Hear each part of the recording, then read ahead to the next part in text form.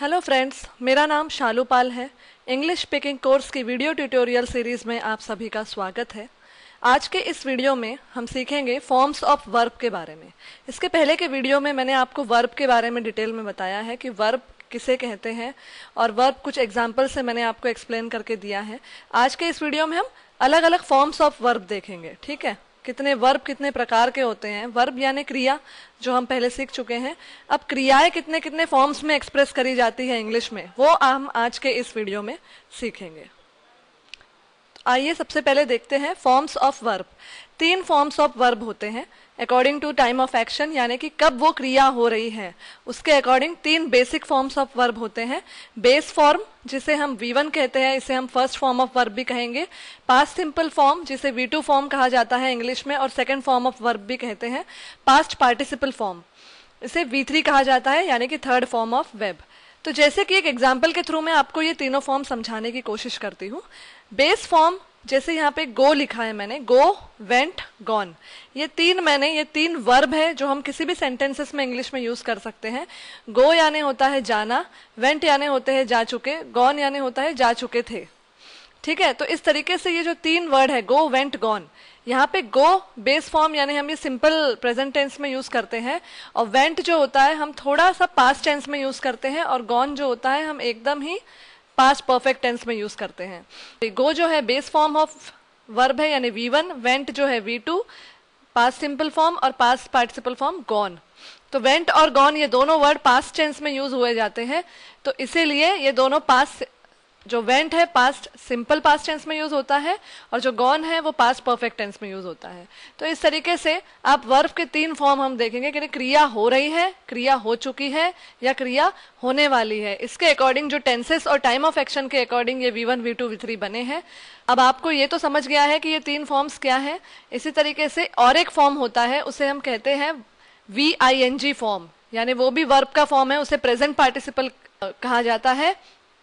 अब present participle जो है वो हम बेस फॉर्म में अगर हम ING ऐड कर देते हैं, जैसे कि हम यहाँ पे अगर गो में ING ऐड कर दिया तो वर्ड बन गया है गोइंग।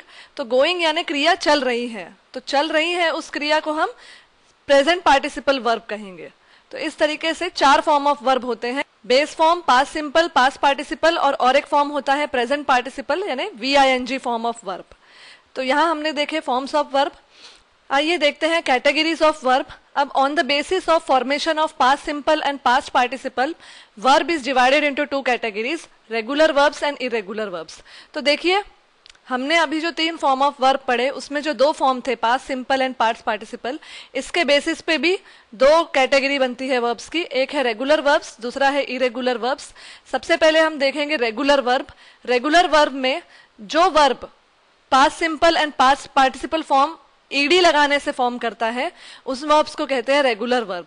यानी यहाँ पे अगर वर्ब का बेस फॉर्म है उसमें सिर्फ हम ईडी लगाते हैं तो उसके बाकी के 2 फॉर्म बन जाते हैं, past simple and past participle. आइए देखिए, जैसे वर्ब हम यहाँ देख रहे हैं टू एडवाइस। टू एडवाइस ये वर्ब है, तो बेस फॉर्म है इसका क्या, एडवाइस। तो एडवाइस में अगर हम आखिरी में ईडी लगा रहे हैं तो इसका पास्ट सिंपल और पास्ट पार्टिसिपल फॉर्म बन जा रहा है, और ING लगा रहे हैं तो प्रेजेंट पार्टिसिपल फॉर्म बन जा रहा है। तो इस तरीके से अलाउ जो वर्ब है, इसमें भी ईडी लगाया तो allowed, allowing. Enjoy, enjoyed, enjoying. Rain, rained, raining. Smile, smile, smiling. तो इस तरीके से अलग अलग वर्ब में अगर हम बेस फॉर्म में यूज कर रहे हैं तो हम उसे V1 कहेंगे, उसमें ईडी या ING नहीं लगेगा। और अगर उसके हम दूसरे फॉर्म्स बना रहे हैं, पास्ट सिंपल, पास्ट पार्टिसिपल, तो उसमें ईडी और ING फॉर्म्स लगते हैं, जिससे वर्ब के डिफरेंट फॉर्म्स ऑफ बना सकते हैं।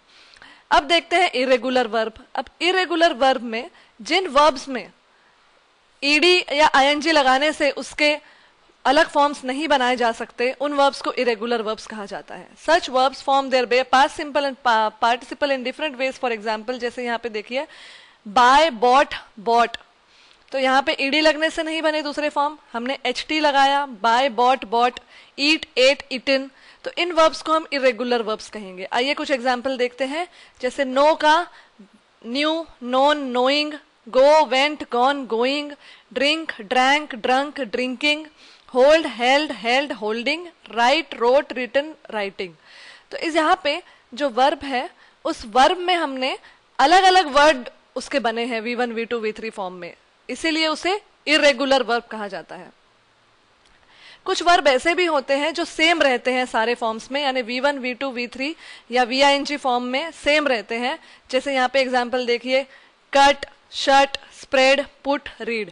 तो ये V1, V2, V3 फॉर्म तीनों में सेम है, ना ईडी लगा है, ना वर्ड चेंज हुआ है, और बस VING फॉर्म यानी प्रेजेंट पार्टिसिपल फॉर्म में ING लगता है। हर वर्ब में अगर उसका प्रेजेंट पार्टिसिपल फॉर्म है तो उसमें ING लगेगा, इतना आप ध्यान रखिएगा।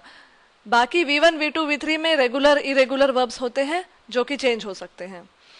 अब हम देखेंगे main verb and auxiliary verb. ये भी दो टाइप होते हैं वर्ब के। सेंटेंस में मेन वर्ब भी हो सकते हैं, ऑक्सिलरी वर्ब यानी हेल्पिंग वर्ब भी हो सकते हैं। मेन वर्ब उन्हें कहा जाता है the verb which has major meaning in terms of action are called main verb.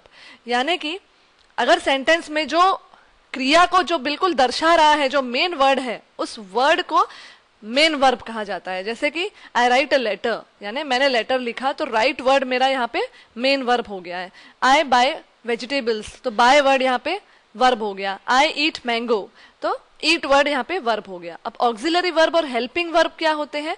A verb which supports the main verb to form the structure of sentence according to a specific tense is called helping verb और auxiliary verb, that is am, have, was, had, is, will. यानी helping verb वो हो गया जो हम जब sentence बना रहे हैं तो उसमें जो हम क्रिया के टाइम को दर्शाने के लिए जो वर्ड्स यूज करते हैं कि इज, एम, हैव, हैड, ये सब past tense, present tense tenses में हम पढ़ेंगे, ये भी सब वर्ब होते हैं, इन्हें हेल्पिंग वर्ब कहा जाता है। तो इस तरीके से इस पूरे वीडियो में मैंने various forms of verb discuss किया। होप आपको समझ में आया होगा। थैंक यू, आपने मेरा पूरा वीडियो सुना। आप मेरे और वीडियो सुन सकते हैं youtube.com/learnbywatch पे। आप अपने कमेंट्स या सजेशंस मुझे मेल कर सकते हैं shalu@learnbywatch.com पे।